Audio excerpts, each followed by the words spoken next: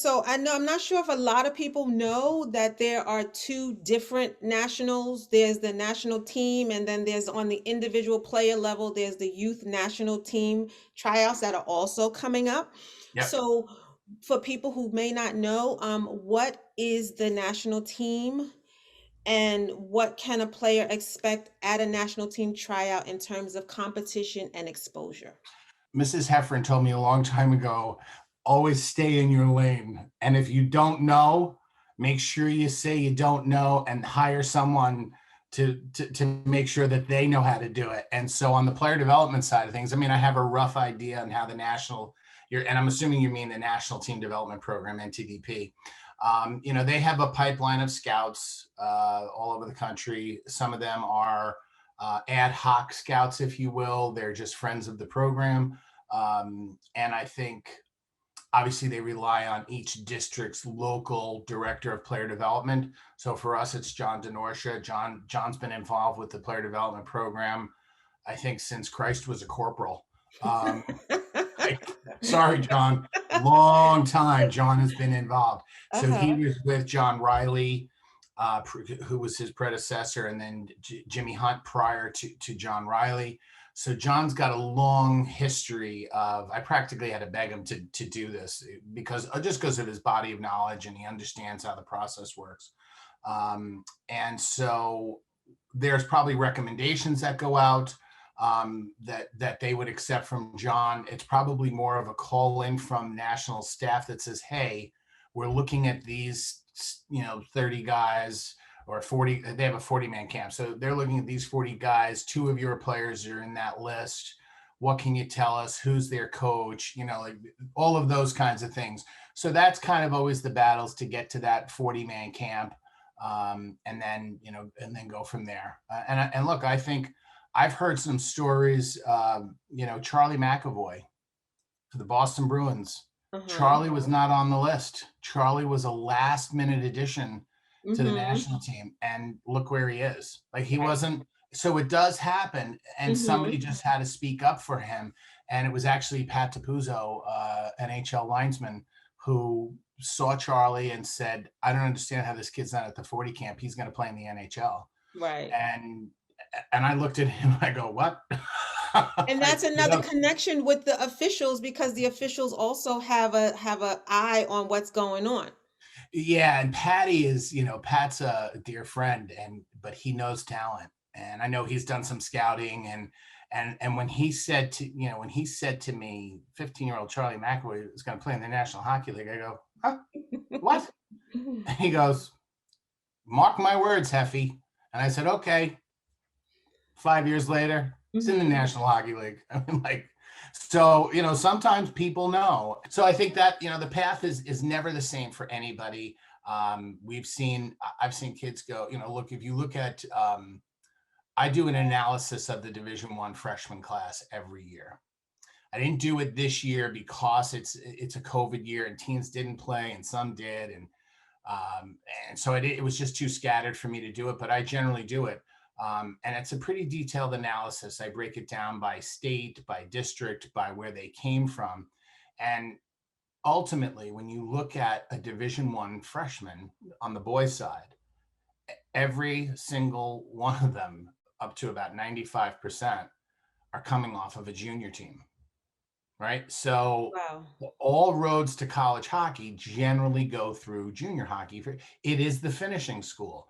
Some people say, well, the USHL, they're good, but it is the finishing school. Okay, the kid didn't get his college commitment through the USHL, but that's where he's finishing before he goes to college because it is the best level of hockey.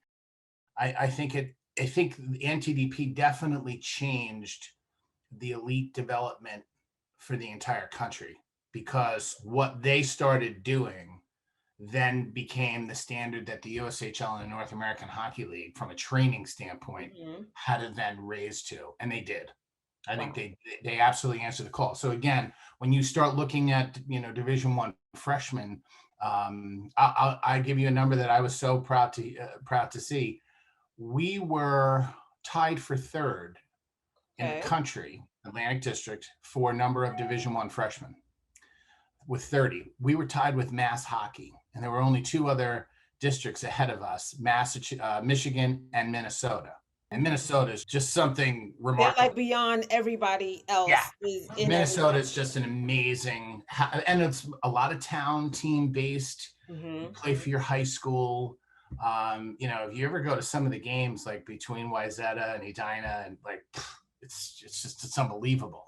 Right. So I was really proud of that fact to have that many Division One freshmen, Right. and they were direct kids. These were kids that were born and raised and played here, and then maybe prep school, junior, whatever. Right. Their pathway, they started here, and that's that. I was really proud of that fact, and I think why we keep pushing the envelope to say why we need another Division One program in the state of New Jersey or Eastern PA. It's time. We're producing the players, so I hope Rutgers is listening. They should go Division One. Wow, wow, wow. My last question was going to be three development suggestions for a player who's thinking about trying to take a national team run. But I think we've already sort of discussed that in terms of you said skating and so is there three that you can think of or Well, from a development standpoint, I think everyone has their own unique approach, but I think players need to understand the value of working other muscle groups, that they don't need to play 12 months out of the year, Mhm. that getting good rest. Look, there's an extraordinary, if you want to play at the highest level, um, for you, whatever that may be. Maybe it's Division 3, maybe it's Division 1. There's an NHL player, I won't name him, but he plays for the Capitals.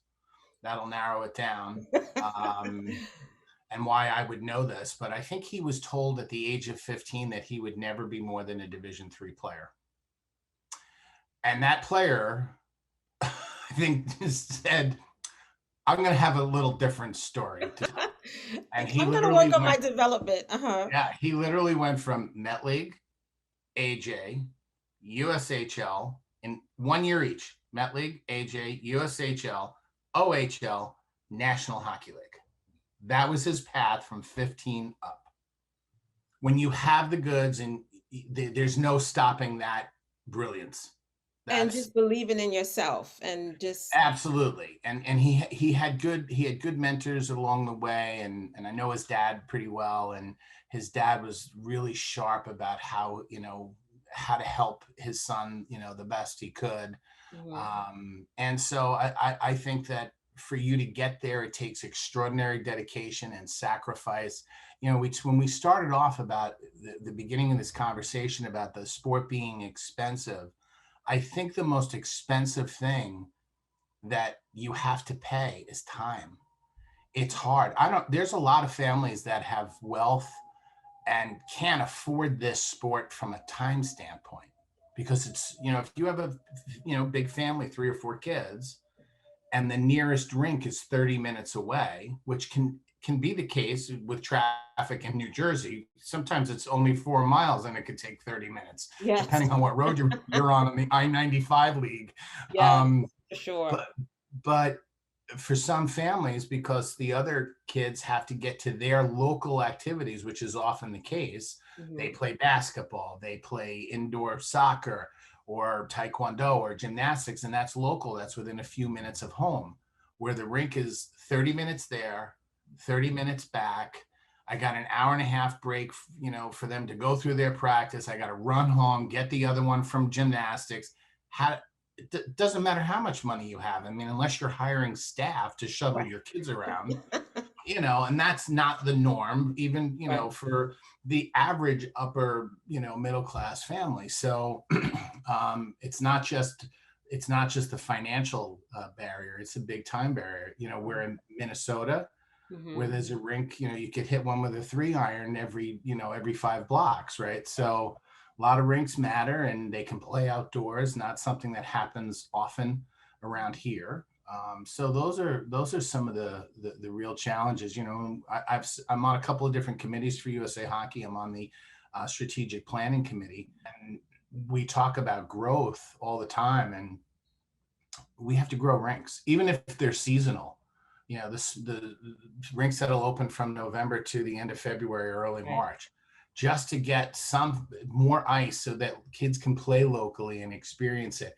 Some of the towns up here where I live in Bergen County are starting to put in these outdoor kind of short, small rinks, and so kids are Right. starting to skate, and they're doing some things for younger players, and that's important, and that's really where we need the growth. People can take away from this conversation that, they need to be persistent, whether or not it's they're trying to pursue a career in just hockey or whether they're trying to pursue a career in reffing. It's really just be persistent and look and see what's out there, because there are things out there that can help them and give them information if they just take the time.